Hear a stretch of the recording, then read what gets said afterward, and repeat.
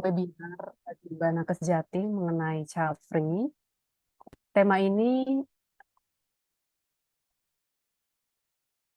adalah tema yang lagi marak ya, yang sedang happening tentang fenomena child free, di mana ini menjadi topik yang hangat diperbincangkan di media sosial.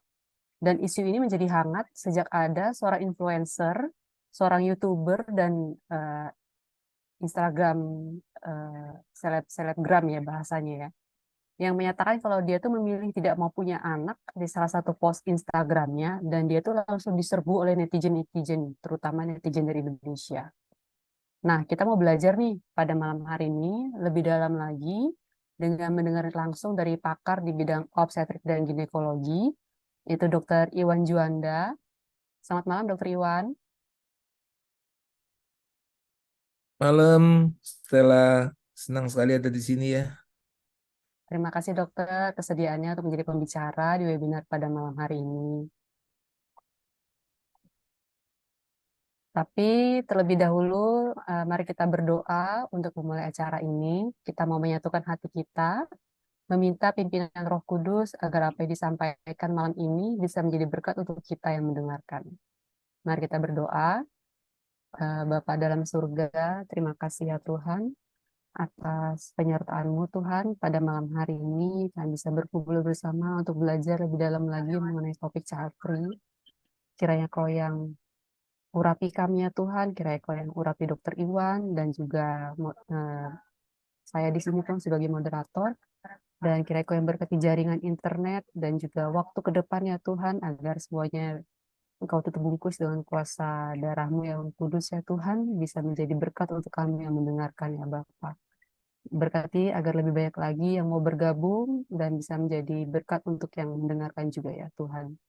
Terima kasih ya Bapa, di dalam nama Tuhan Yesus Kristus. Haleluya. Amin. Hmm. Pada malam hari ini, sebelum kita mau mendengarkan tentang kebenaran firman Tuhan, mari kita menyanyikan satu lagu. Kita mau menyanyikan Love to Worship You. Kita mau menyanyikan Ku Nyanyi Haleluya.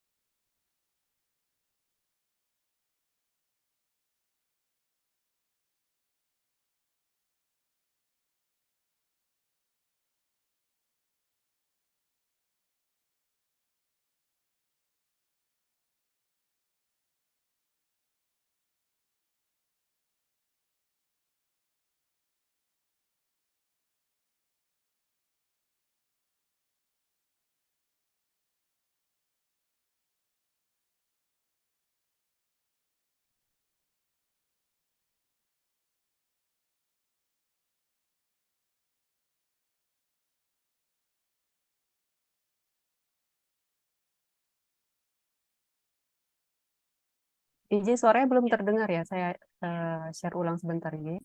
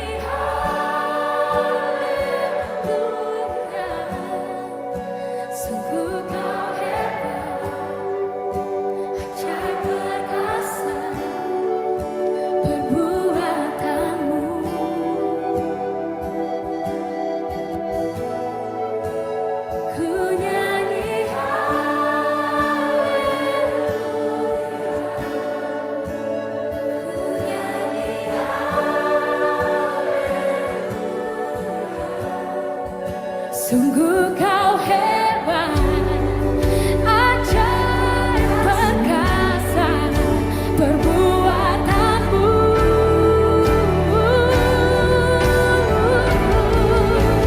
Ku nyanyi haleluya.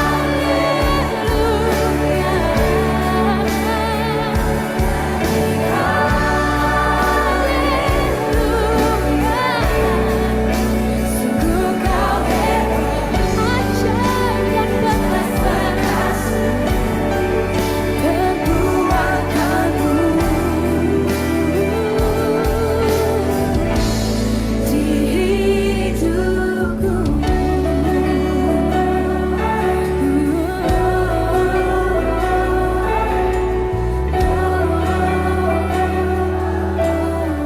Kami menyembahmu,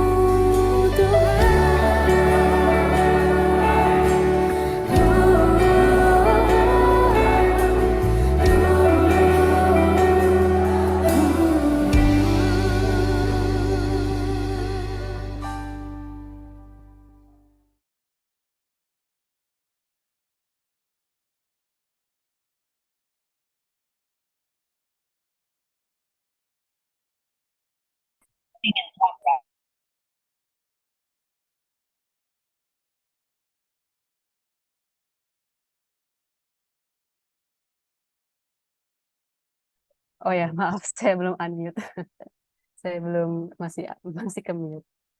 Jadi pada malam hari ini kita akan memulai talk show kita, memulai materi kita mengenai child free. Eh, Dibuka sesi tanya jawab, bisa melalui langsung secara raise hand atau bisa melalui kolom chat. Nanti akan saya bacakan pertanyaannya. Kita akan memulai dengan satu pertanyaan dengan Dokter Iwan nih, dokter sebagai pembicara pada malam hari ini. Eh, Menurut pendapat Dokter Iwan, bagaimana sih fenomena child free akhir-akhir ini, dokter?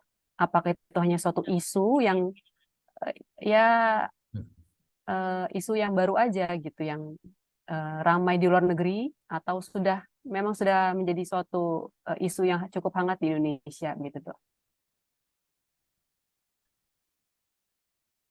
Oke, makasih Stella. Malam teman-teman sekali, saya izin share screen ya, dikit ya. Oh ya, silakan dokter. Sebentar. Share screen saya di mana ya?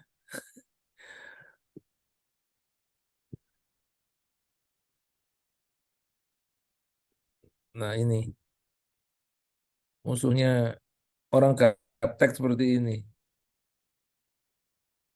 Apa mau dibantu, dokter? Boleh? Saya, Baik, dokter. Saya bantu share screen dulu ya, ya. saya hilang semua malah. Oke, Bentar, dok.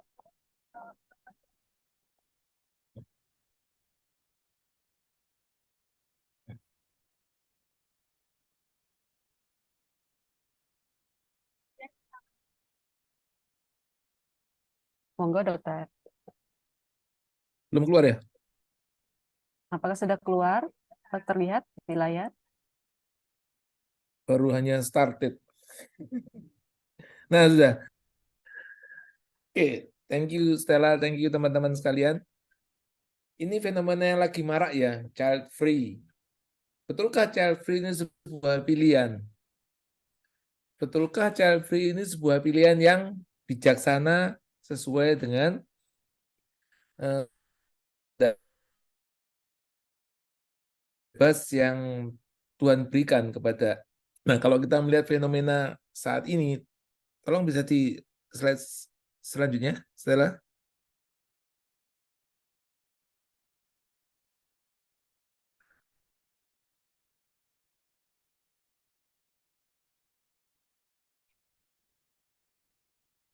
Belum keluar lagi ya?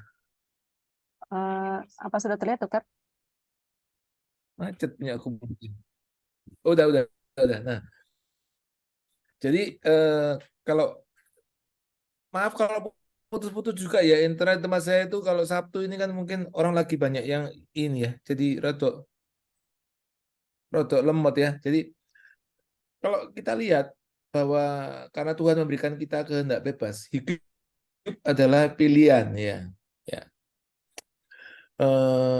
Pilihan yang mana kita tentukan, misalnya untuk menjadi tua itu secara bukan pilihan kan, sebab tua itu kan suatu alamiah, tapi untuk bagaimana kita menyikapinya itu pilihan. Sama juga dengan child free. Child free sendiri suatu pilihan yang mau kita sikapi di sini, kita bahas kira-kira tidak cuma apakah itu baik bagi kita, apakah itu berkenan bagi Tuhan juga ya. Nah, kita tahu bahwa kodrat seorang wanita gerakan oleh Tuhan itu adalah fungsi reproduksinya.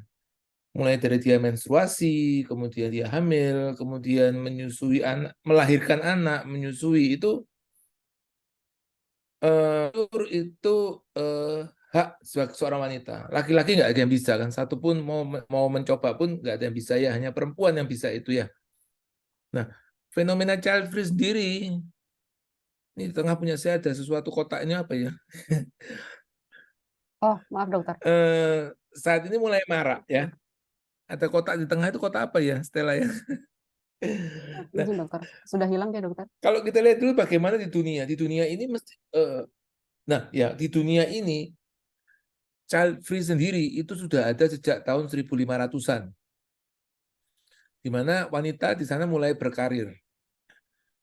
Dan ini up and down, naik turun. Kemudian sempat dia naik, kemudian dia 1800-an dia makin meningkat child free karena itu fase-fase industrialisasi. Kemudian diikuti dengan adanya perang dunia. Itu juga membuat orang males ya punya anak ya. Kemudian akan dia memilih untuk hidup sebagai keluarga yang tidak punya anak, terutama dari yang perempuan. Nah, di Indonesia ini agak aneh sedikit, berbeda dengan di dunia. Indonesia ini kan yang biasanya kalau kita lihat rogok gimana ya? Kalau saya melihat sedikit terlambat kalau Indonesia itu. Di Indonesia justru di saat-saat di luar negeri mulai marak child free, di kita justru yang keluar ini quote banyak anak banyak rezeki. Ini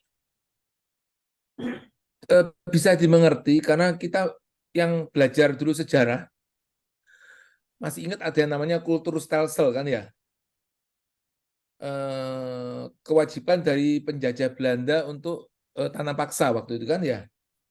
Sehingga untuk memperoleh tenaga kerja yang instan, yang murah, ya anaknya sendiri. Jadi dia bikin anak ya. Sehingga jumlah anak akan makin banyak. Ditambah kondisi Indonesia yang sebagai negara agraris.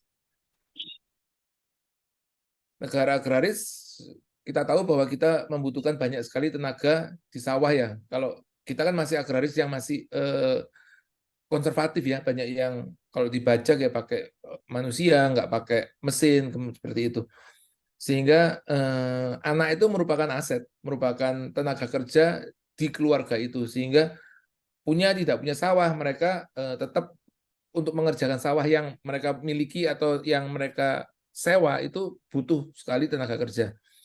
Dan yang paling gampang ya bikin anak, bikin tenaga kerja sendiri ya. Tanda petik relatif lebih murah ya. Nah, sejak tahun 1960-an kontrasepsi mulai marak. Kita tahu waktu itu bagaimana kontrasepsi mulai digalakkan. Apalagi kita tahu waktu zaman-zaman Orde Baru itu keluar istilah ABRI mandiri ya kalau nggak salah ya. Kontrasepsi yang di bawah todongan senjata, atau bagaimana kalau desa itu dinilai kemajuannya dari angka KB-nya, itu terjadi penurunan dari angka kelahiran. Tapi kalau dilihat angka kelahiran kita sampai saat ini masih sekitar 2 ya. Kemudian yang saat ini memang betul seperti kata Dr. Stella tadi, sekarang menjadi tren. Child free menjadi tren, bukan lagi sebagai kayak punya konsep sendiri, tapi dengan adanya generasi milenial sekarang yang generasi yang menyukai tantangan, menyukai perubahan, mudah sekali untuk berubah, kemudian kalau tanda petik dibandingkan dengan generasi saya yang generasi baby boomers itu kalau buat saya mereka lebih fragile ya, lebih mudah untuk beralih. Jadi mereka lebih mudah menerima tren. Seperti kata Dr. Stella tadi, saya juga baca kapan itu kaget ada namanya Victoria Tunggorono ya, rasanya yang nulis buku child free dan sekarang dia menikmati child free dan sekarang dia mempengaruhi adiknya kalau nggak salah ya, yang juga mulai mempertimbangkan child free. Kemudian di luar negeri juga sama, mulai banyak buku-buku yang mengenai child free sehingga kita sangat dipengaruhi oleh YouTuber, influencer dan orang-orang yang jadi panutan sekarang ya menurut Iya. anak-anak muda sekarang. Nah, ya. Lalu juga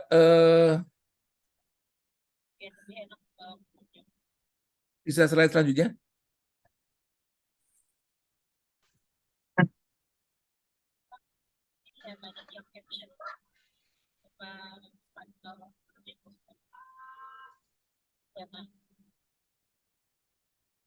Sorry ya, jadi karena aku juga rodok macet ininya slideku.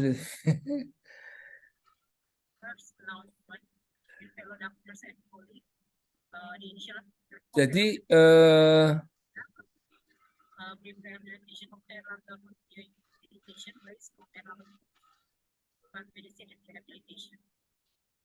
Apa Nah, sudah ada, Dok?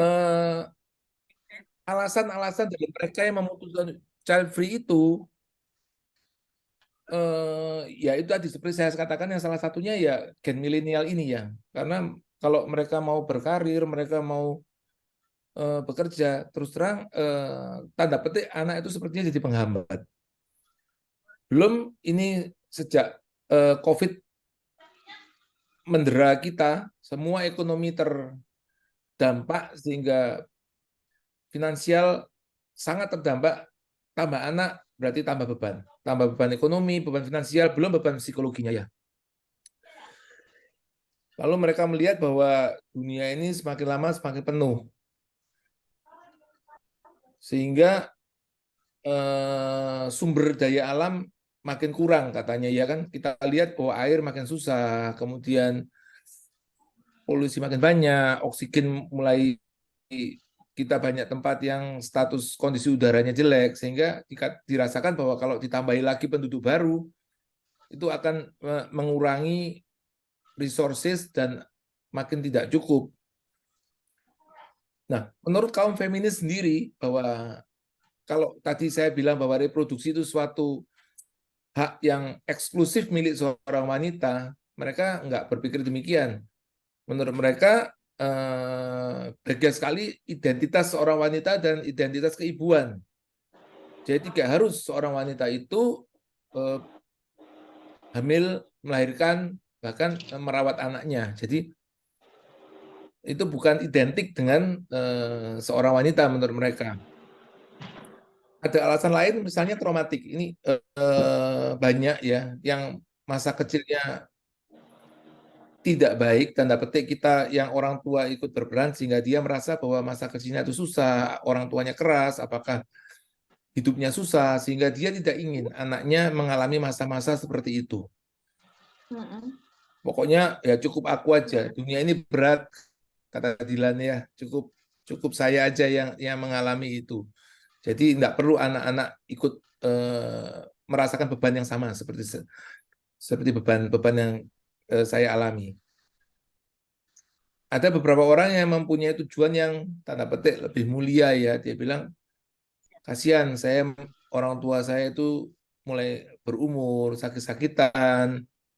Kalau saya punya anak, perhatian saya terbelah, perhatian saya terbagi. Saya tidak bisa fokus untuk merawat orang tua atau pasangan. Jadi dia merasa bahwa intimasi antara pasangan suami dan istri itu akan terganggu dengan hadirnya seorang anak. Memang ada yang bilang kan kalau sebelum punya anak belahan jiwanya itu suami atau istrinya. Tapi setelah punya anak bahwa suami menjadi orang yang kesekian ya, atau istri menjadi orang terutama bagi suami ya, istrinya merasa bilang nanti kalau aku punya anak aku nggak bisa lebih intim dengan kamu karena aku kan perhatiannya terfokus pada anak. Jadi mereka merasa bahwa anak itu akan mengganggu intimasi mereka dan akan merusak rumah tangga mereka. Yang terakhir itu yang mereka punya risiko fisik ya. Ini kadang-kadang kita bisa mengerti bahwa ada orang yang memang punya kelainan atau punya penyakit tertentu sehingga dia merasa bahwa kalau dia punya anak itu akan membebani tubuhnya sendiri, membebani untuk kesehatan dia di masa depan sehingga ia kembali lagi bahwa nanti makin jadi beban bagi keluarga itu dan bagi pasangannya. Jadi lebih baik saya fokus pada kesehatan saya daripada saya nanti justru terpaksa saya membagi perhatian saya untuk anak dan bagaimanapun bahwa kalau punya anak kan utamanya akan ke anak dan tidak ke dirinya sendiri. Jadi itu yang terjadi sekarang Stella. Dan fenomena ini meningkat, ada yang bilang bahwa sekitar 2 kali lipatnya dibanding tahun 2000-an ya saat ini ya. Begitu banyak mereka yang mulai berpindah memilih untuk menjadi keluarga yang tanpa anak. Itu Stella mungkin jawaban saya ya. Iya, Dokter Iwan. Tadi saya tertarik, Dokter, bahwa isu child free itu akibat anggapan bahwa banyak anak banyak rezeki, dan itu warisan dari masa kolonial penjajahan, di mana justru harus lebih banyak anak supaya lebih baik pekerja, gitu ya, Dok. Jadi, apakah memang Iya betul. Itu konsep banyak anak, banyak rezeki, kemudian kalau menikah itu harus punya anak, itu pada negara-negara berkembang saja ya, Dok ya. Justru kalau negara sudah lebih maju, sudah lebih tinggi pendidikan warganya, itu lebih terbuka dan lebih memikirkan tentang populasi dunia, tentang sumber daya yang semakin sedikit, dan kualitas hidup manusia, begitu, Dok. ya betul. Jadi itu terjadi pada negara yang sedang berkembang atau negara yang masih dalam keadaan yang tanda petik masih terbelakang ya. Dan terutama pada negara agraris, di mana kita tahu sekarang kan makin sulit ya cari petani, cari orang semakin semakin semakin yang generasi mudanya semakin geser ke perkotaan ya. Itu masih terjadi di Indonesia, saya rasa. Bukan sesuatu yang sudah kita lewati ya. Di daerah-daerah itu masih ada bahwa fenomena banyak anak banyak rezeki itu. Kan kita juga tahu di Jawa itu ada quote juga mangan orang mangan pakok kumpul ya kan? Itu kan salah satunya dari sana juga ya. Betul, Dok. Dengan adanya isu ini, itu membuat orang tuh menjadi lebih aware tentang kualitas hidup, bahwa yang penting tuh Betul. bukan jumlah, tapi lebih penting pada kualitas hidupnya anak tuh bagaimana. Iya, di Dan satu sisi memang betul. iya, Dokter. Iya, di satu sisi memang itu sebagai alasan yang betul ya bahwa quality is means more than the quantity kan ya. Jadi tapi di sisi lain kalau sudah keterlanjuran dia bahwa dia nyaman dengan hidupnya yang tanpa anak, dia akan keterusan itu. Dan ini terjadi di negara-negara maju. Kalau kita lihat sekarang China yang dulu menerapkan one child policy itu sekarang mulai kebingungan. Karena selain mereka kehilangan generasi mudanya, mereka juga kekurangan perempuan. Karena kalau saya one child policy, aku milih yang kita kan masih banyak masyarakat paternal ya, bahwa anak laki-laki itu penerus keturunan ya. Jadi mereka juga seperti itu.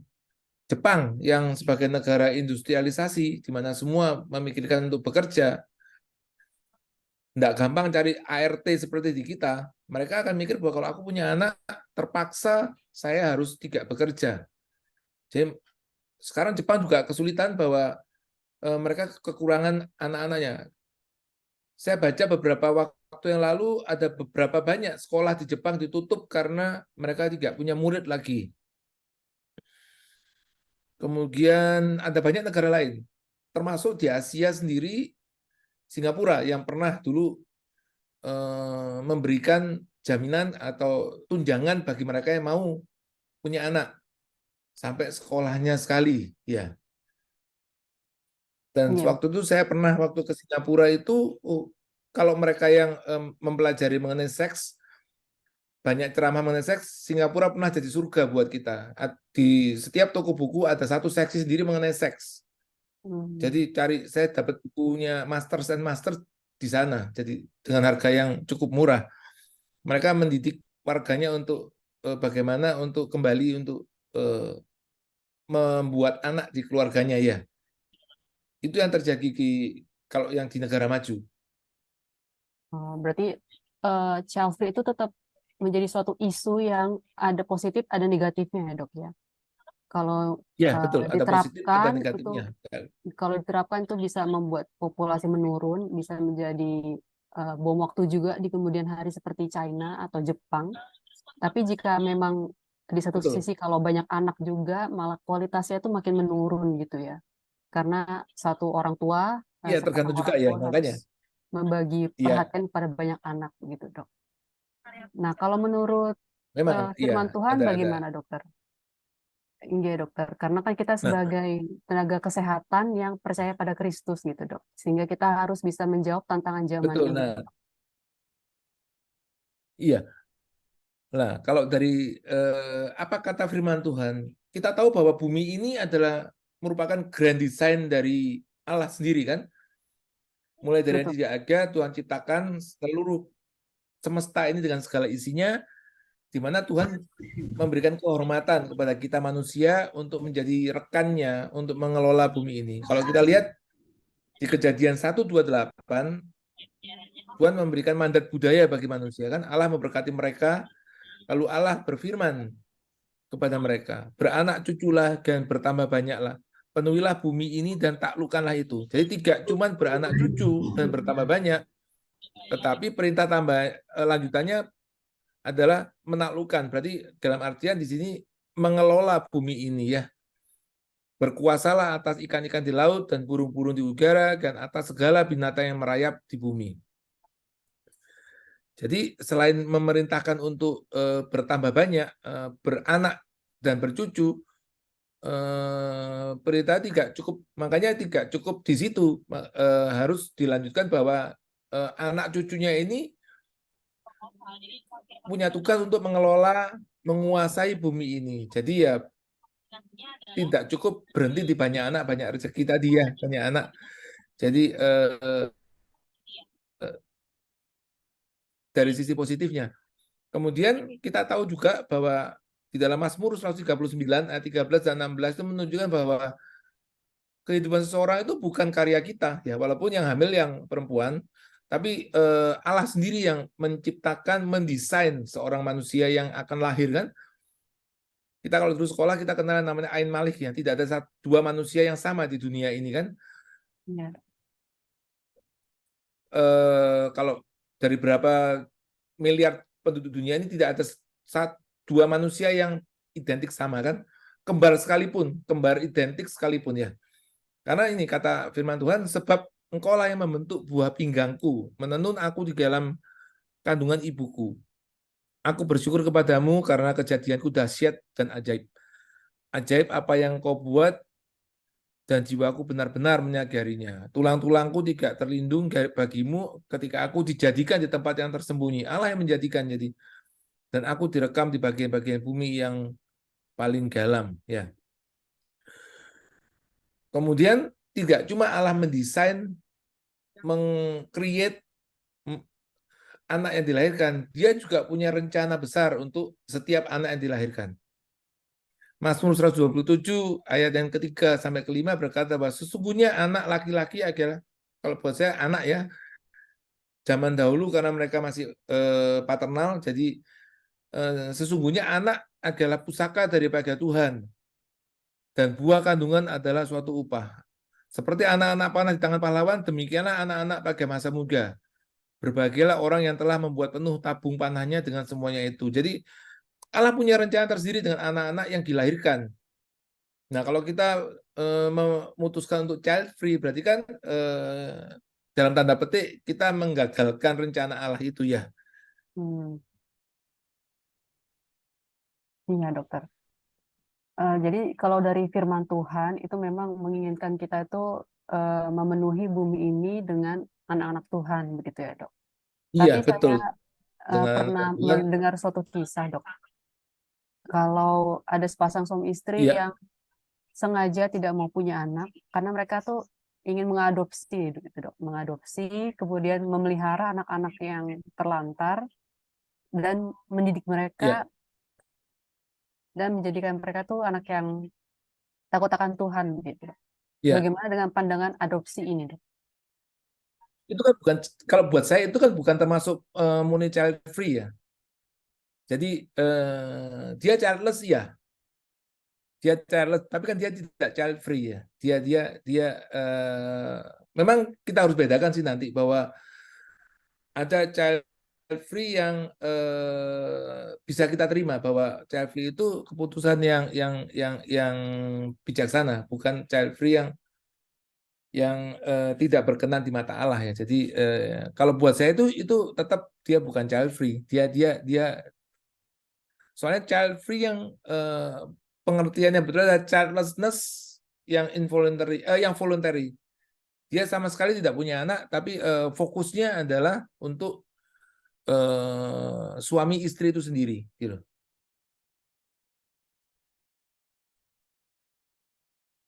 Seperti di slide ini ya, Dokter, penjelasannya ya, Dokter. Ya, seperti ini. Ada orang hanya melihat pokok child free ya. Jadi, tapi padahal child free kita bagi beberapa terpaksa dia child free ya. Dari waktunya ada mereka yang secara temporer aja dia sementara untuk memutuskan untuk child free. Ada yang temporernya itu dengan kesadarannya sendiri karena dia memang mau menunda, ya kan? Atau yang memang karena terpaksa mereka harus begitu. Misalnya kondisi perang, kemudian ada penyakit tertentu, itu kan maunya mereka sih punya anak, tapi dia karena kondisi dia menjadikan child free itu menjadi keputusan yang harus diambil untuk waktu yang sementara. Tapi ada yang permanen. Kalau yang permanen ada yang mereka betul-betul memang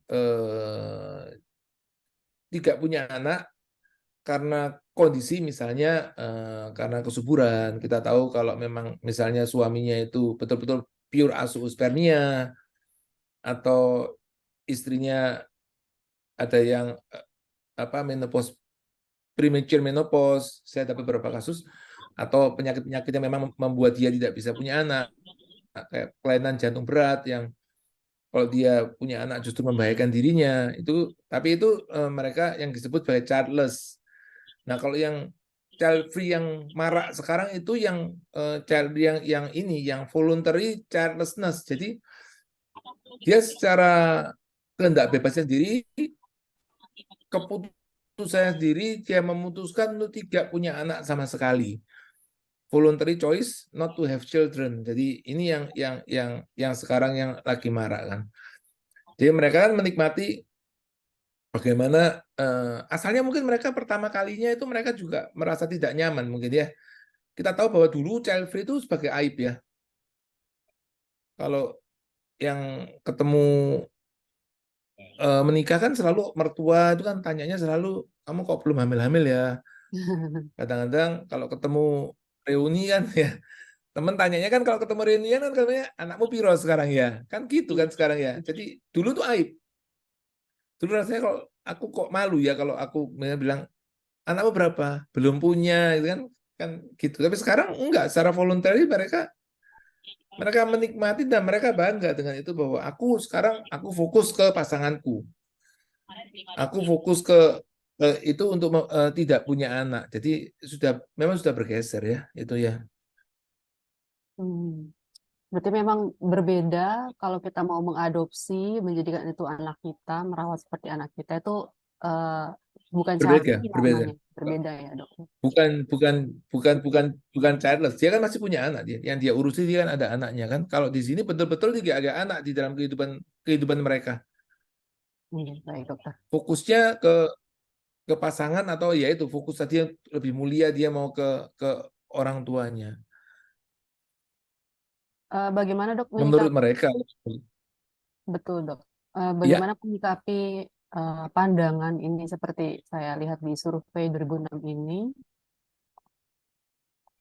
bahwa suatu kekhawatiran gitu kan sebenarnya child free itu timbul karena suatu kekhawatiran bahwa kasihan nanti anak yang akan dilahirkan itu lahir di dunia yang penuh penderitaan, kemudian juga kesibukan antara pasangan di mana anak itu justru akan mengurangi keintiman emosional dan fisik antara pasangan, dan juga akan ada tanggung jawab lain sehingga nanti anak yang lahir nanti tidak memiliki kualitas hidup yang baik. Bagaimana menjawab kekhawatiran-kekhawatiran yang timbul sehingga memutuskan untuk child free, dok? Karena tadi kan dari firman Tuhan menginginkan kita untuk penuhilah bumi dengan anak-anak yang takut akan ya, Tuhan. ya. Jadi kalau dari itu kita harus sadar bahwa Tuhan tidak akan memberikan tugas ke kita tanpa menyertai dan memberi berkatnya untuk supaya kita bisa melaksanakannya. Jadi kalau penyakit keturunan, iya itu memang kalau khawatir akan penyakit keturunan, memang betul. Kalau memang kita buktikan bahwa kita punya penyakit keturunan, misalnya saya punya penyakit misalnya thalassemia, dan anak saya kemungkinan besar akan thalassemia, itu bisa dimengerti bahwa child free ini ya child free yang diterima, yang memang putusan yang bijaksana sehingga anaknya daripada dia akan memperoleh anak yang thalassemia. Kita tahu kan thalassemia diturunkan secara genetik X-linked ya. Jadi kalau kalau saya pernah dapat kasusnya itu ya. Jadi tapi kalau yang lain kita tahu bahwa Tuhan pasti akan memperlengkapi kita. Tidak mungkin Tuhan itu hanya memberikan perintah tanpa dia menyertai dan tanpa memperlengkapi. Kemudian, ya betul, memang dunia ini penuh dengan penderitaan. Justru ada yang berbeda, dunia ini sekolah iman dari kita ya. Jadi, kalau buat saya, jadi justru anak ini juga menjadikan sekolah buat kita juga ya. Jadi, keintiman emosi sendiri justru dengan anak seringkali juga ini akan juga membantu meningkatkan keintiman tanpa disadari. Jadi mereka kan belum melihat itu ya. Jadi bahwa ini akan membantu juga untuk meningkatkan keintiman dari pasangan. Kita lihat bagaimana berapa banyak mereka yang tidak punya anak yang punya efek yang luar biasa di masa kemudian harinya ya. Jadi sama semua lah. Jadi kalau memang bagaimana dengan tanggung jawab keuangan, tanggung jawab kesehatan itu kan juga memang ya harus disikapi dengan wise juga gitu loh. Jadi kalau orang bilang saya enggak child free, saya pokoknya banyak anak, banyak rezeki tanpa memikirkan ekonominya juga itu juga sesuatu putusan yang tidak benar juga kan ya. Cuma sekedar memenuhi bumi ini tanpa dia bisa mengelola dan menguasai bumi ini. Makanya seperti saya katakan tadi kan firman Tuhan tidak cuma hanya untuk beranak cucu dan bertambah banyak, tetapi ada perintah lanjutannya yaitu menguasai dan mengelola menaklukkan bumi ini. Dalam hal ini kan mengelola bumi ini ya. Ya, betul dokter. Mungkin itu yang bisa kita sikapi ya, Stella ya, dan keyakinan bahwa tidak pernah Allah itu akan membebani dengan tugas tanpa membekali. Kan setiap perintah dari Tuhan pasti ada berkat di belakangnya dan ada penyertaan Tuhan. Ya, betul, betul. Itu pasti setiap dari kita Iya, yang berjalan bersama Tuhan pasti merasakan ya dokter penyertaan Tuhan itu dok. iya. Iya dokter. Roma 8:28 kan sudah jelas bilang ya. Iya betul dokter. Kalau Hmm. dari peserta, misalnya ada yang mau sharing ceritanya atau misalnya ada pertanyaan, monggo bisa bisa raise hand atau bisa ditulis di Silakan ya. kolom chat. Mungkin ada yang mau sharing, saya setuju atau saya kontra atau saya punya cerita nih gitu, itu bisa diceritakan atau saya punya pendapat lain, monggo. Karena kita membahasnya dari sisi firman Tuhan dan itu akan membuat kita tuh jadi makin melihat kebaikan Tuhan dalam setiap masalah yang kita hadapin gitu. Oke, Iya, ini ada ada. pertanyaan dari Widati ya, Stella ya. Oh iya, dokter. Kalau saya lihat Betul, dokter. Ada ada pertanyaan dari Ibu Widati. Wit. Iya. Bagaimana dari sisi medis, apakah child free itu berisiko atau berbahaya? Dari sisi medis, kadang orang tidak menyadari bahwa child free itu sepertinya justru lebih lebih lebih ini ya, katanya lebih lebih lebih dia lebih menjaga kesehatan. Justru tidak ya. Kalau kita sudah melihat dari sisi medis baik secara fisik maupun secara psikis bahwa child free ini eh, membuat ekses yang tidak baik, terutama bagi perempuan. Hmm. Dulu pernah ada penelitian di Inggris bahwa kenapa kok mereka yang piara kucing itu kanker ovariumnya lebih besar daripada mereka yang tidak memelihara kucing. Apa hubungannya kucing dengan kanker ovarium waktu itu? Itu zaman saya masih SMA rasanya penelitian itu agak. Setelah diteliti lebih lanjut ternyata mereka yang piara kucing itu tidak punya anak. Jadi mereka mengalihkan dengan sekarang kan banyak kan ya. Jadi parents dia. Jadi anaknya jadi kucing, anjing, gecko, apa kan kadal ya.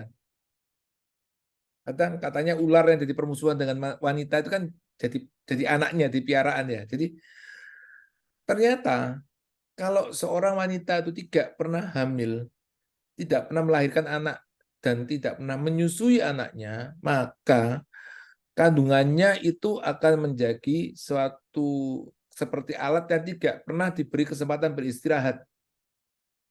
Hmm.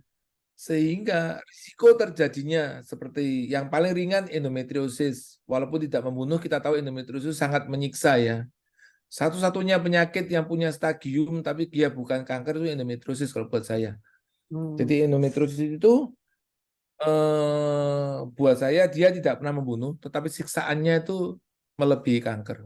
Kalau yang kena endometriosis berat itu betul-betul dia tersiksa dengan nyerinya, dengan segala macam akibat yang lain. Dan kita tahu juga bahwa dengan adanya hamil, kemudian menyusui, itu payudara akan dipakai untuk memproduksi ASI. Kemudian dia sementara diistirahatkan dari pengaruh hormonal. Sehingga payudara punya kesempatan untuk beristirahat. Padahal payudara kan setiap bulan dia akan kepengaruh dengan hormonal juga. Sama juga dengan rahim, setiap bulan dia terpengaruh oleh siklus hormonal. Kalau dia hamil, otomatis rahim itu diberi kesempatan beristirahat. Orang mikir rahim tambah bebannya berat, tidak. Justru pada saat hamil rahim itu istirahat. Dia tidak dipengaruhi hormonal yang naik turun setiap bulan. Jadi kalau dia tidak pernah beristirahat, kemungkinan kita tahu bahwa rahim seperti juga dengan leher rahimnya itu setiap bulan kan dia mengalami regenerasi ya. Jadi dia waktu menstruasi itu luruh, keluar sel baru. Nah, kalau dia tidak pernah istirahat setiap saat dia begitu terus, one day akan terjadi penyimpangan dari pertumbuhan. Sehingga timbulnya yang namanya kanker endometrium, kanker pada rahim, adenokarsinoma seperti itu. Nah, indung telur bagaimana? Indung telur lebih kasihan lagi. Indung telur setiap bulan dia harus mengalami luka kan. Ovulasi tidak jadi begitu saja. Setiap bulan ovarium seorang perempuan itu akan mengalami luka karena pecahnya sel telur saat ovulasi.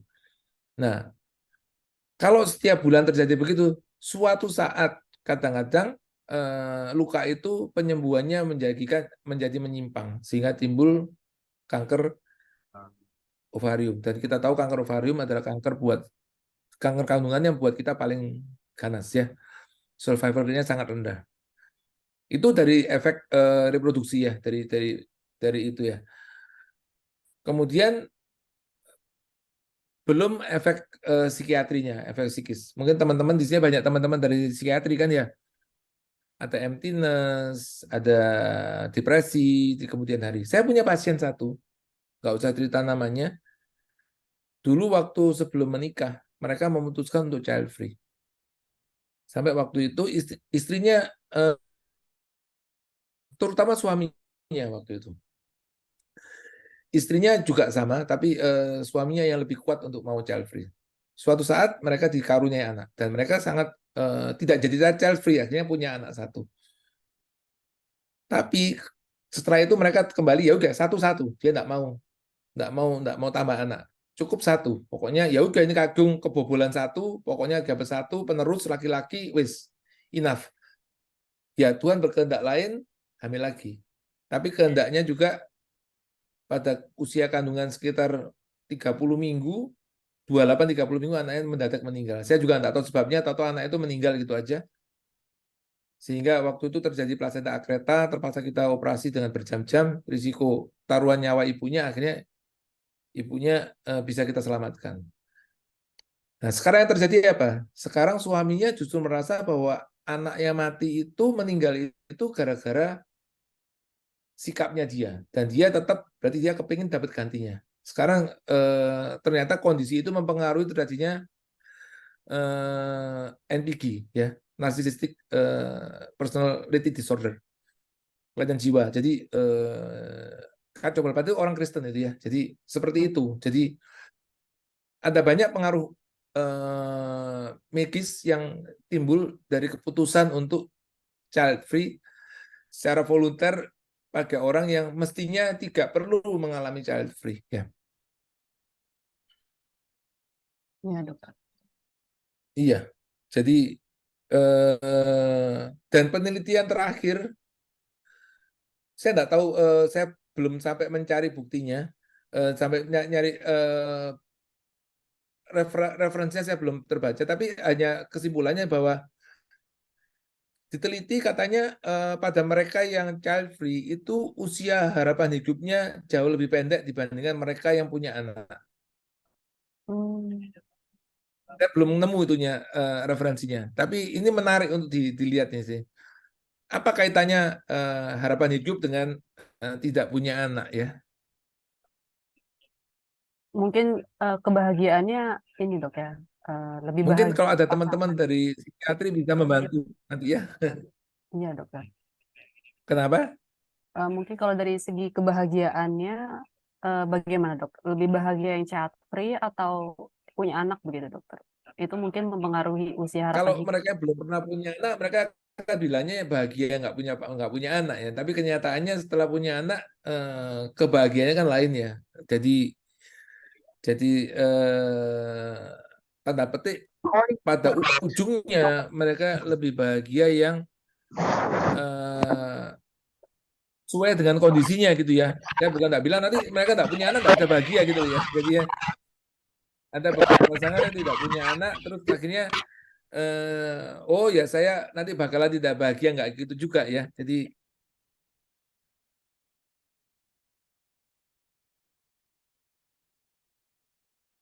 seperti itu ya jadi ya. Iya dokter. Ternyata cukup banyak pengaruh negatif ya yang dialami oleh eh, pasangan yang memutuskan untuk child free, bisa dari psikis, fisik, dan juga bahkan sampai usia harapan hidup tuh juga bisa berpengaruh gitu. Tapi Iya, tetap, saya juga ini ini tetap pilihan yang eh, cukup populer ya di kalangan orang yang berpendidikan, yang punya kesibukan gitu dokter. Seperti yang tadi dinyatakan di eh, survei 2006 yang tadi. iya, Eh, itu kan apa pandangan dunia ya. Jadi ya iya dokter. Bagaimana kalau kita butuh kenapa? Stella? iya betul dokter. Bagaimana itu berpengaruh ke pandangan self itu bisa seberapa berdampak begitu dokter? eh, Kalau mau lihat dampaknya kan luas sekali ya. Baik ke ini dampaknya ke keluarga, diri sendiri, kemudian dampak ke masyarakat, dampak ke negara. Kalau bayangin aja kalau suatu bangsa, kan kita tahu pada tahun-tahun ini kita akan mengalami yang namanya bonus demografi kan. di mana penduduk dunia itu akan melonjak demikian rupa. Bisa dibayangin kalau penduduk yang melonjak itu ada usia tua semua tanpa ada usia generasi muda. Itu bukan jadi bonus demografi, malah kalau buat saya menjadikan demografi disaster, bencana demografi ya. Atau ya memang kalau tidak disikapi dengan betul, itu juga usia usia aktif, usia generasi muda itu walaupun banyak, kalau memang itu yang unskillful, ya sama saja dia juga akan jadi disaster ya. Jadi tapi ini yang ditakutkan oleh banyak negara bahwa negara itu isinya orang tua semua. Kita tahu dengan kemajuan teknologi, kemajuan kesehatan, itu usia harapan hidup itu makin lama makin panjang. Nah, kalau isinya orang tua semua, bisa dibayangkan nanti kondisi negaranya itu seperti apa. Akan mempengaruhi generasi-generasi yang akan datang. Bisa saja suatu negara akan tahu-tahu ya hilang ya kalau memang isinya generasi tua semua. Itu ditakutkan di beberapa negara yang mereka memang seperti Jepang, Prancis, Italia, kemudian sampai sekarang China juga khawatir. Maka China sekarang kan juga mereka yang mampu disuruh punya anak lebih dari satu kan ya.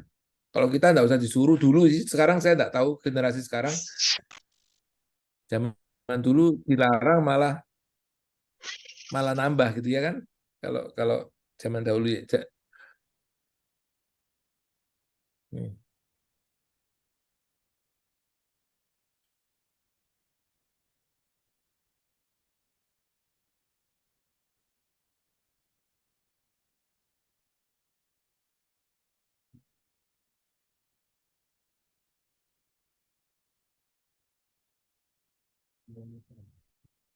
Internet on and off. Dan yang agak susah kalau yang tren itu Stella ya.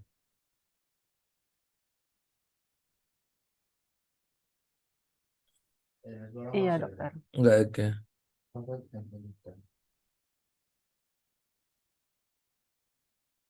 Mungkin ada yang mau bertanya dari partisipan yang ada.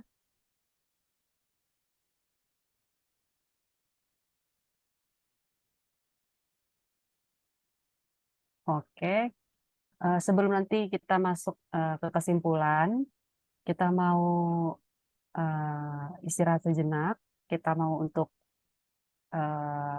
berikan persembahan dulu. Bagaimana, Dokter Iwan? Boleh, iya, boleh, silakan kalau mau break dulu ya. Iya, dokter. Ambil mungkin kalau ada yang terpikir dari itu ya untuk. Iya, mungkin ada yang mau sharing ceritanya atau mau Iya, ada mau share, iya. bisa sampaikan di kolom chat. Kita mau ambil waktu sebentar untuk berikan persembahan kepada Paguyuban Naga Sejatim sambil menaikkan satu lagu pujian.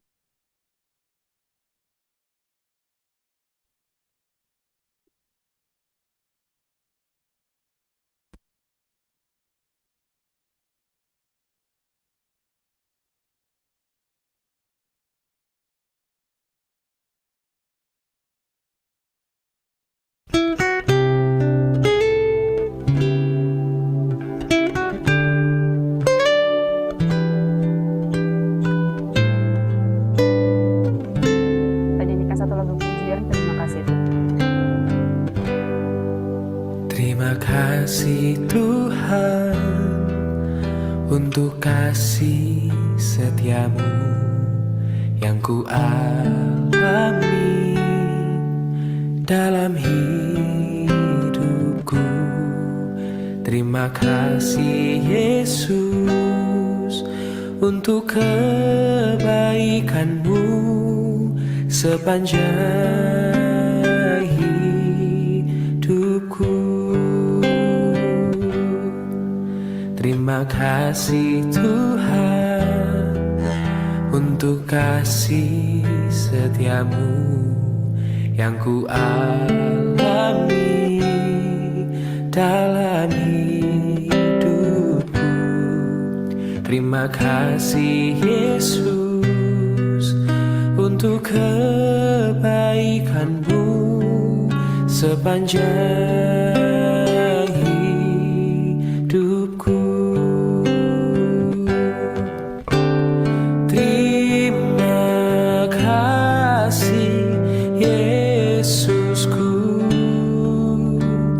buat anugerah yang kau beri, sebab hari ini Tuhan adakan syukur bagimu.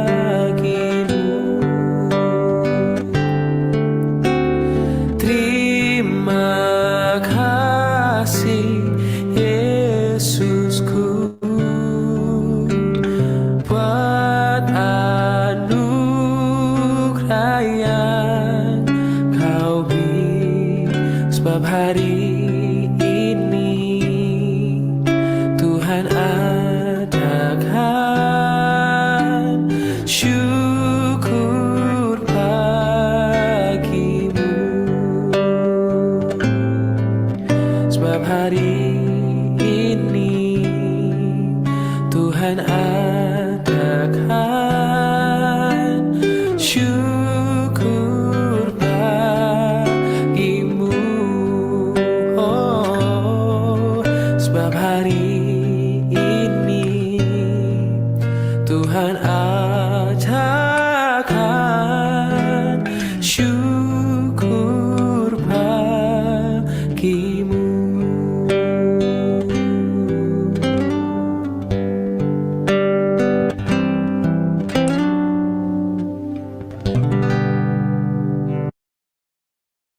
Untuk persembahan bisa diberikan ke nomor rekening yang tertera, rekening BCA untuk atas nama Dr. Cynthia Puspa Pitaloka dengan nomor rekening yang tertera. Oke, saya stop share dulu. Sebelum kita masuk ke kesimpulan, atau mungkin ada yang oke, ada mau kasih tanggapan. Sebelum kita masuk ke kesimpulan atau ada pertanyaan terakhir, kita mau foto bersama. Mungkin sebentar saja bisa di on cam semua. Untuk para peserta bisa sebentar saja on cam. Kita masuk ke sesi foto bersama.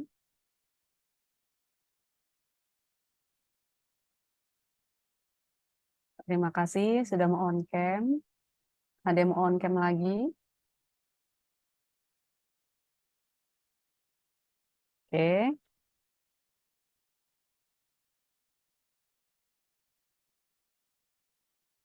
Oke, kita mau nyalakan kamera kita. Saya berikan aba-aba. Ada yang mau on cam lagi?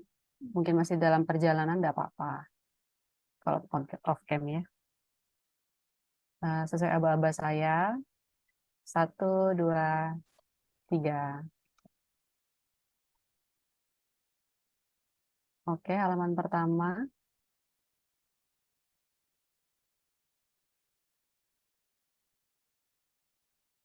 Halaman kedua. Siap-siap. Oke, 1, 2, 3.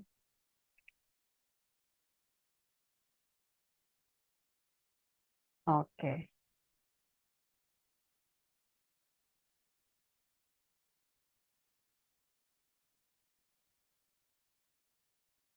Pembicaraan malam hari ini tuh isinya daging semua ya. Jadi akan sangat sayang sekali kalau misalnya ada yang belum ikut atau mungkin belum dapat kesempatan untuk ikut malam hari ini. Dan yang ikut malam hari ini saya berikan kesempatan sekali lagi jika ada yang mau bertanya sebelum masuk ke kesimpulan, bisa langsung bicara saja, langsung unmute bisa, atau mau tulis di kolom chat bisa. Ada yang mau bertanya?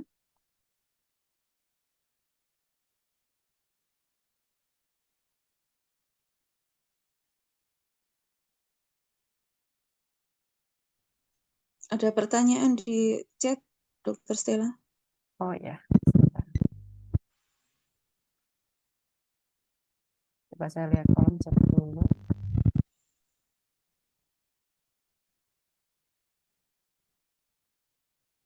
Oh ya, ada pertanyaan lagi dari dari Ibu Wit nih. Bagaimana pandangan Dokter Iwan ketika orang child free agar fokus melayani? Dengan alasan pelayanan nih dok, ingin fokus melayani makanya child free gitu. Izin dokter bisa di unmute dulu dokter. Oke, sorry. Jadi kalau fokus pelayanan tetap sama ya, bahwa bagaimanapun bahwa Tuhan minta kita melayani yang mana dulu sih ya. Eh, Pelayanan kita yang pertama kan pelayanan dari keluarga ya. Pelayanan, jadi itu yang harus kita layani dulu ya. Jadi pelayanan bisa berjalan bersama-sama dengan walaupun kita punya anak. Jadi kalau pelayanan bukan alasan untuk seseorang memutuskan untuk tidak memiliki anak ya. Jadi kecuali ada kecualinya. Pada mereka yang memang pelayanannya menuntut untuk kehidupan yang selibat. Tetapi itu kan tidak cuma tidak punya anak, dia juga tidak punya pasangan hidup, ya kan? Oh, Selibat, ya kan? betul dok. Ya. Tapi kalau mau dipetani dari Alkitab dari depan Kejadian sampai ke Wahyu kan tidak ada perintah bahwa jangan punya anak, gitu kan ya. Jadi kalau kalau memang yang selibat, ya kalau itu memang bisa diterima. Tapi kalau hanya untuk alasan pelayanan kita tidak punya anak, menurut saya itu bukan alasan yang bisa diterima ya. Memang ada beberapa keadaan yang mengizinkan kita untuk tidak memiliki anak secara biologis. Seperti tadi kata Stella yang kalau kita memang fokusnya ada banyak anak-anak terlantar, banyak anak-anak dalam korban perang, yang mereka yang butuh uluran tangan kita, ya itu masih bisa diterima kalau itu dia memang fokusnya ke sana ya. Mungkin itu jawaban saya ya, Bu Widati ya. Ya, baik. Terima kasih ya Dokter Iwan jawabannya. Kita bisa masuk ke kesimpulan ya Bu Dokter. Saya izin Boleh. share lagi isi PPT-nya. Jadi sebenarnya Sebelum ya ya dok, bagaimana kalau ya nggak apa salah. iya dokter, Iya nggak apa salah. Aku iya dokter, kalau kecepatan ngomong. misalnya ada orang yang uh, berniat child free atau punya pandangan child free, bagaimana kita menasehatinya begitu dokter? Ini kan masuk dalam poin-poin kesimpulannya juga. Betul. Bahwa keputusan child free itu mestinya kan bukan keputusan dari kita ya. Jadi ya, bukan keputusan dari kita. Jadi keputusan child free sendiri itu keputusan dari calling dari Allah ya. Jadi seperti juga pernikahan itu merupakan calling atau inisiatif dari Tuhan. Kita tarik kalau lebih mundur lagi bahwa pernikahan itu inisiatif dari Allah. Jadi demikian juga punya anak. Anak adalah inisiatif dari Tuhan juga. Tuhan bilang kalau tidak baik seorang laki-laki seorang diri, kemudian seorang laki-laki akan meninggalkan keluarganya dan bersatu dengan istrinya, kemudian beranak cuculah, berkuasa dan taklukkanlah bumi ini. Ya, itu semua kan dari perintah Tuhan ya. Jadi kita kembali ke firman dan yang perlu diingat tadi seperti tadi bahwa tidak pernah Tuhan itu memberikan perintah tanpa memberikan berkat, penyertaan dan bekal untuk kita melewati. Dan Tuhan pasti punya rencana yang jauh lebih besar daripada apa yang kita pikirkan. Jadi anak juga merupakan planning dari Tuhan memang ya. Tapi kembali bahwa karena Tuhan juga memberikan kita hikmat, jadi semua itu perlu perencanaan. Tidak cukup dengan kita pokoknya, oh ya oke, Tuhan bilang beranak cucu, ya juga aku pokoknya bikin anak. Ada yang bilang bahwa orang menikah itu kan beranak cucu lah. Itu dulu pernah ada pendapat bahwa ada agama yang tidak mengizinkan kontrasepsi sama sekali. Jadi kalau nikah ya pokoknya beranak terus. Nah, itu kan juga putusan tidak bertanggung jawab ya. Jadi semua itu butuh perencanaan. Kita tahu bahwa hujan itu adalah berkat dari Tuhan, tapi toh kita tetap pakai payung kan ya.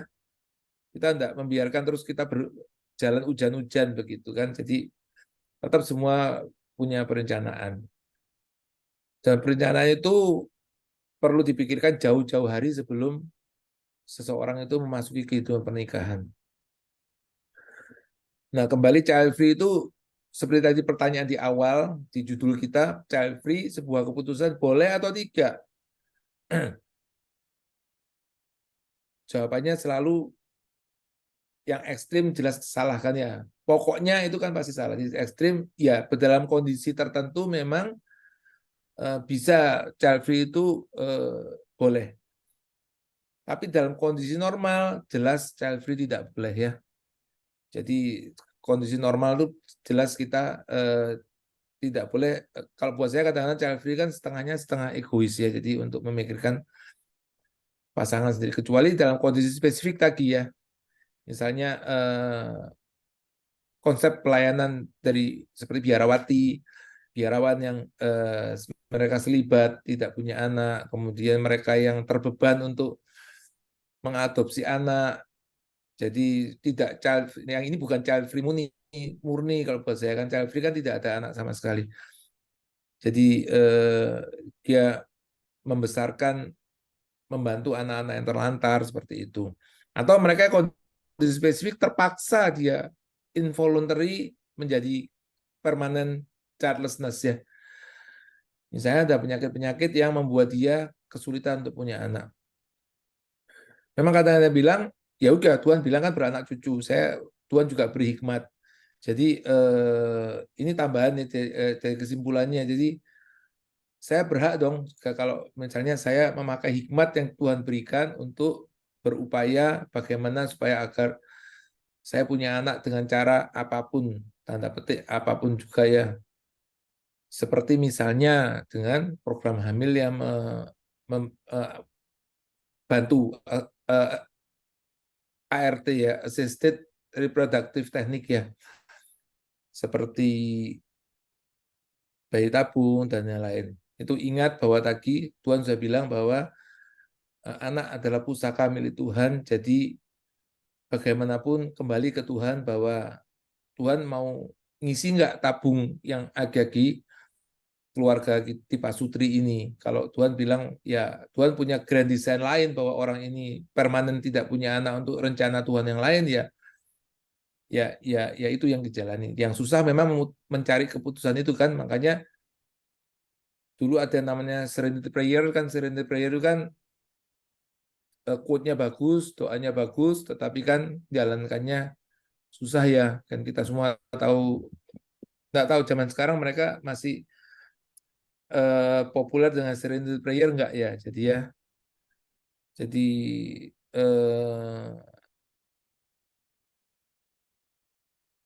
Tuhan memberikan kita hikmat, jadi ada beberapa hal yang bisa kita ubah, ada beberapa hal yang tidak bisa kita ubah sesuai dengan rencana Tuhan. Ya, yang susah adalah hikmat untuk mengetahui itu termasuk kelompok yang mana. Ya, contoh paling gampang buat saya adalah kalau yang mereka yang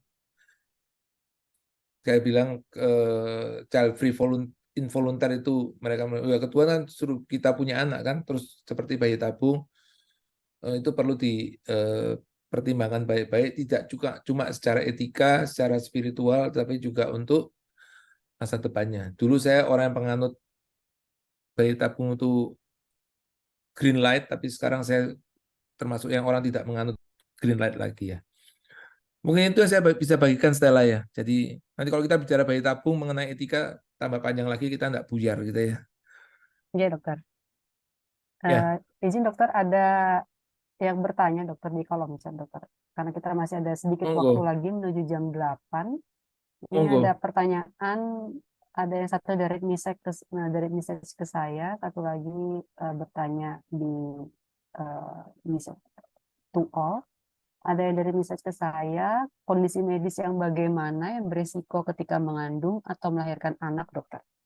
Mungkin ini yang menjadi ketakutan orang-orang untuk mengandung atau melahirkan anak ya. Jadi memilih untuk tidak memiliki anak karena takut ada kondisi medisnya gitu, dokter. Ya, ada beberapa kondisi medis tertentu yang memang mengharuskan dia tidak punya anak. Misalnya pada penyakit autoimun ya, ada beberapa yang SLE yang kalau dia punya anak dia malah akan membahayakan nyawa ibunya. Kemudian kelainan jantung berat, di mana beban jantungnya tidak cuma waktu melahirkan, tapi waktu kehamilan. Kita tahu pada hamil kan beban jantung paling berat pada usia kehamilan 28-30 minggu. Pada anak waktu itu belum siap untuk hidup di luar kan. Jadi ada beberapa kondisi kelainan jantung berat, kemudian penyakit-penyakit autoimun yang berat itu antara lain itu yang membuat seseorang tidak boleh punya anak karena itu membahayakan nyawanya ya. Kemudian untuk melahirkan anaknya yang berisiko, ada yang berisiko tetapi tetap ada jalan keluarnya ya. Misalnya kalau kelainan jantung yang tidak sampai seperti Eisenmenger segala, kalau kelainan jantung masih bisa, asal ya memang ya nanti persalinannya harus dengan, tidak boleh persalinan spontan, tapi persalinan dengan bantu. Apakah dia pervaginam dengan tindakan operatif seperti ekstraksi forceps atau vakum, atau ya mau tidak mau dia harus dengan sesar. Ada juga beberapa penyakit yang keganasan yang tidak mengizinkan orang itu untuk hamil karena kalau dia hamil bebannya semakin besar, satu. Yang kedua, pengobatan untuk keganasannya terpaksa harus kita hentikan. Itu beberapa yang membuat orang tidak boleh hamil ya. Iya, dokter. Berarti memang seperti yang tadi disampaikan dokter, ada kondisi yang diperbolehkan ya untuk child free ya, dokter. Alasan medis salah satunya, dokter. Ya, karena itu kan involuntary kalau buat saya ya. Dia Involuntary. bukan atas kemauannya dia sendiri ya.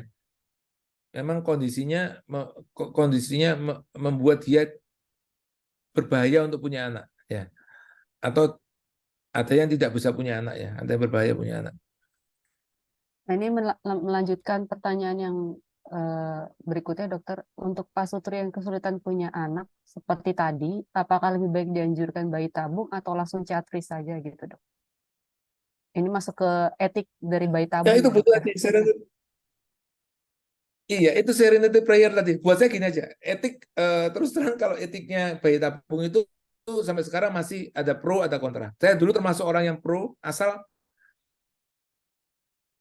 benih dari istri, benih dari suami, semua yang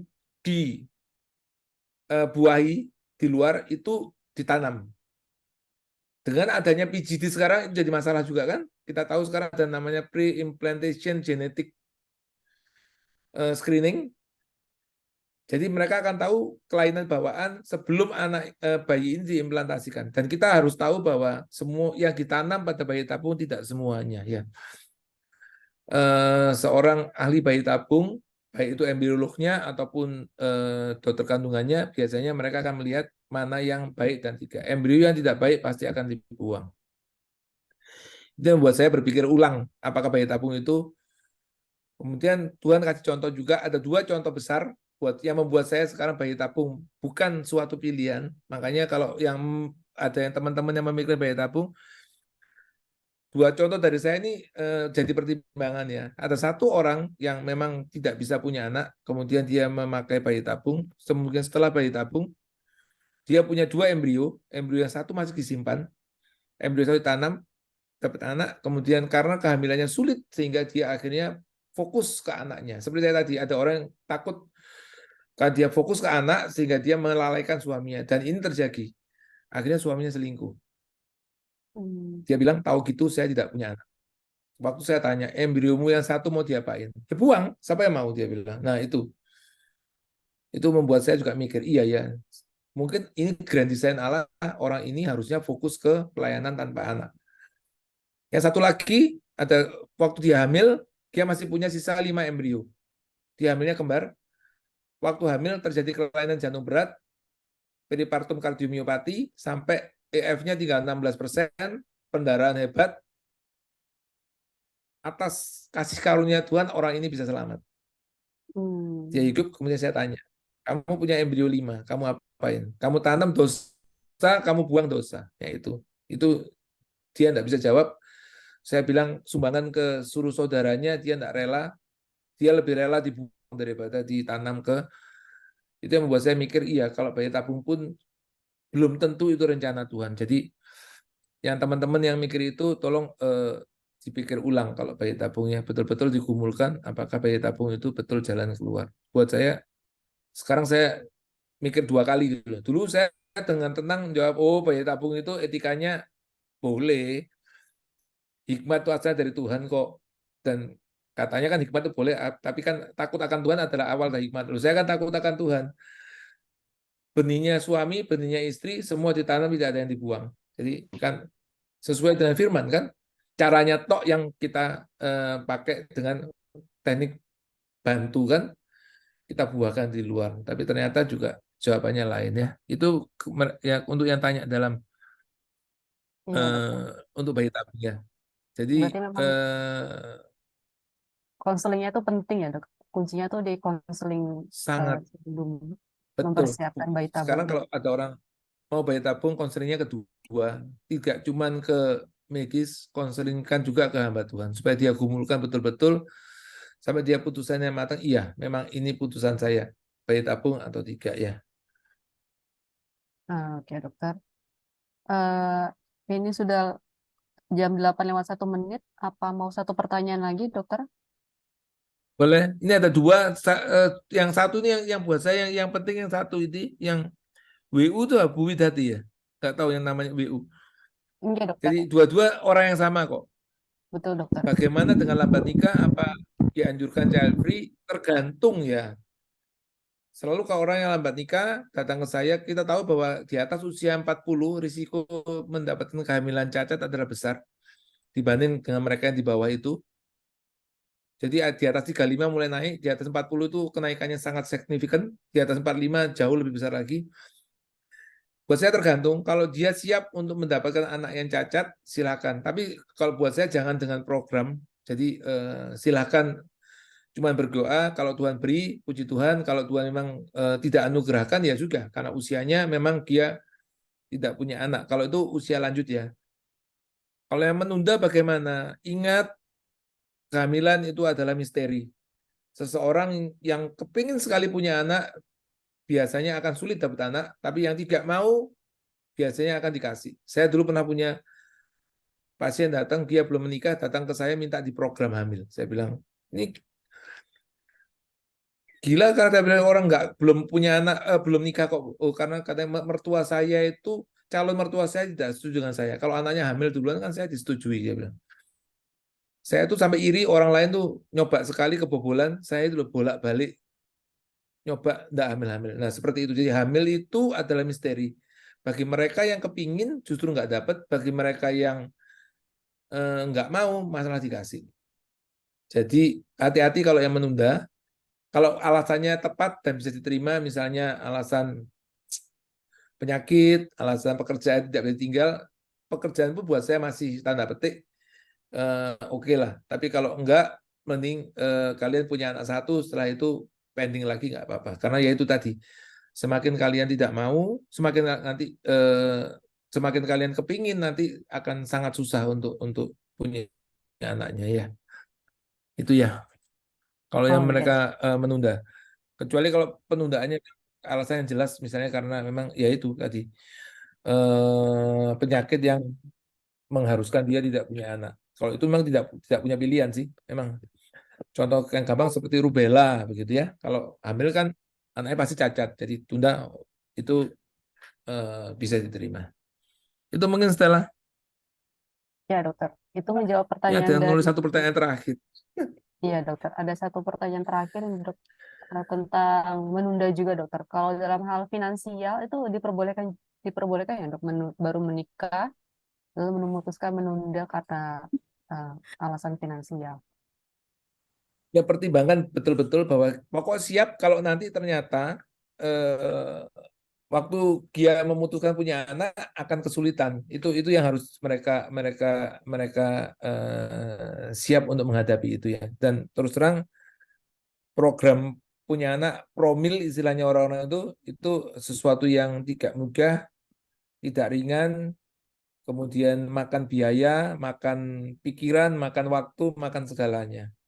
Makanya kalau buat saya ya itu, kalau memungkinkan satu dulu, setelah itu silakan ditunda. Tapi kalau memang ekonomi sangat enggak bisa ya jangan dipaksakan.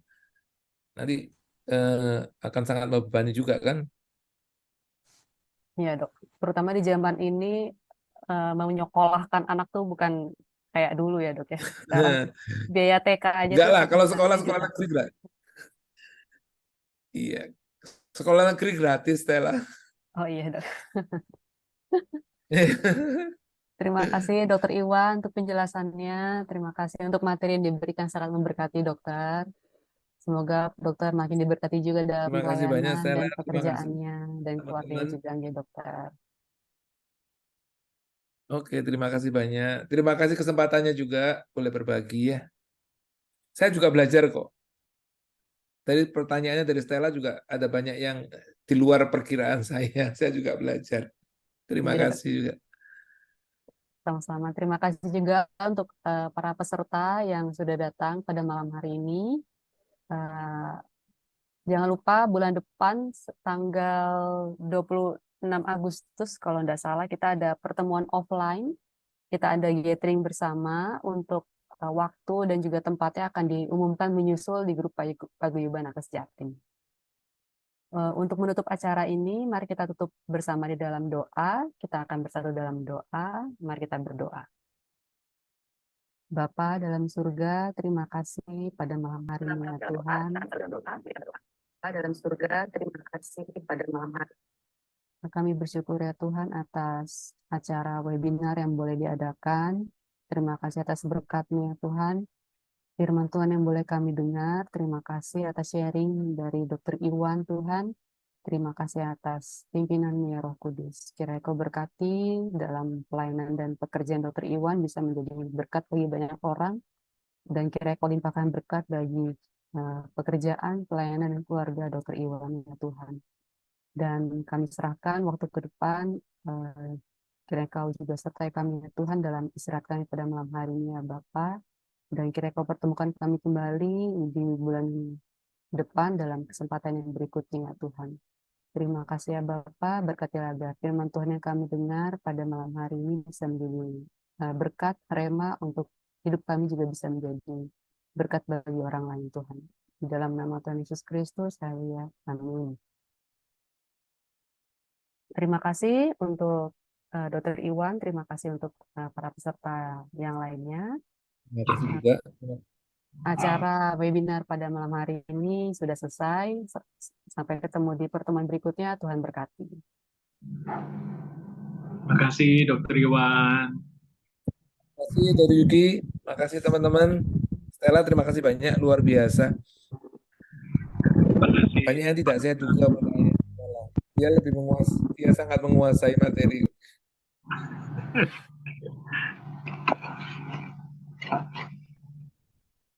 Teman-teman sudah join malam ini. Tuhan berkati. Sampai ketemu lagi bulan depan. Terima kasih. Terima kasih Adeline.